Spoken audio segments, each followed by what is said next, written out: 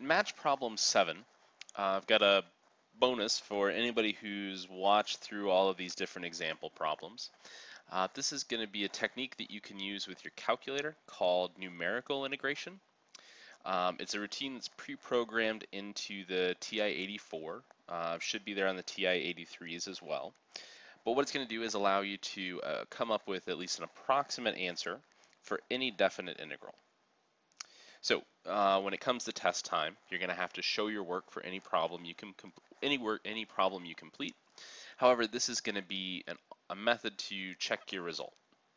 So if this makes sense, if you can get this technique to work on your calculator, essentially you shouldn't end up getting any answers incorrect on the next exam when it comes to definite integrals, or at least if you get it wrong, you'll know there's some mistake that you weren't able to find.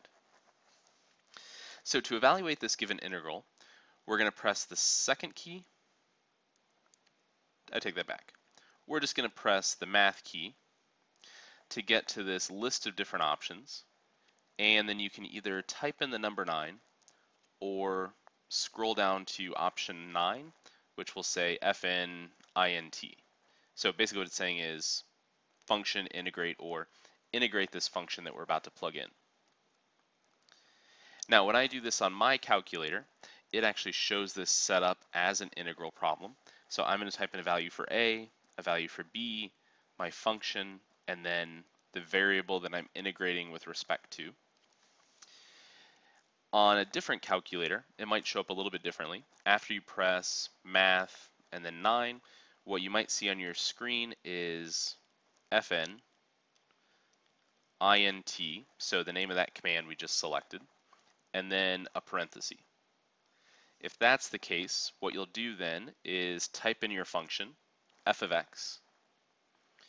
You'll type in the variable that you're integrating with respect to. So you'll hit the variable key for x. Then you'll type in the lower bound, a, and then the upper bound, b, and then press enter. So depending on the calculator you're using, you'll either have this method where you have to type this in a list separated by commas. If you haven't used the comma key before, it should be right above the 7. And if you're looking for that x key, when you type in functions, it's going to be this xt theta n key. So if you press that, that'll give you an x. So the two different versions, but they work the same. In this case, I'm going to start by entering my lower bound for integration. So this would be that value for a.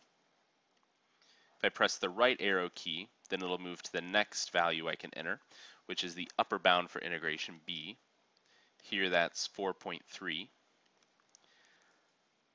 Press the right arrow key again, and now I can enter my function, which is, again, this variable key, so x, divided by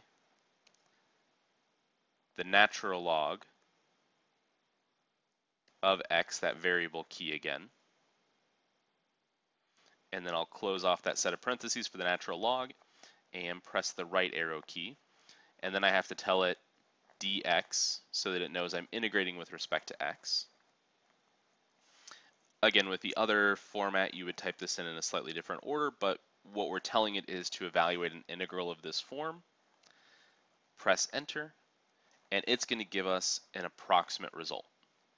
So it's not telling us about any of the steps in between. It's not showing us the indefinite integral that you would need to get to this result.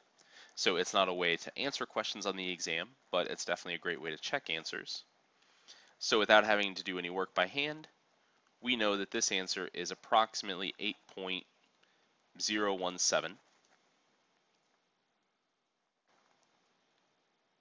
So again, if you were given a problem like this on a test, or one of the other definite integral problems that we've seen, you can evaluate that with your calculator, either before or after, to check and make sure you arrived at the right result. I'll still be grading your test to make sure your work supports that result, but it should help you know if you're on the right track or not.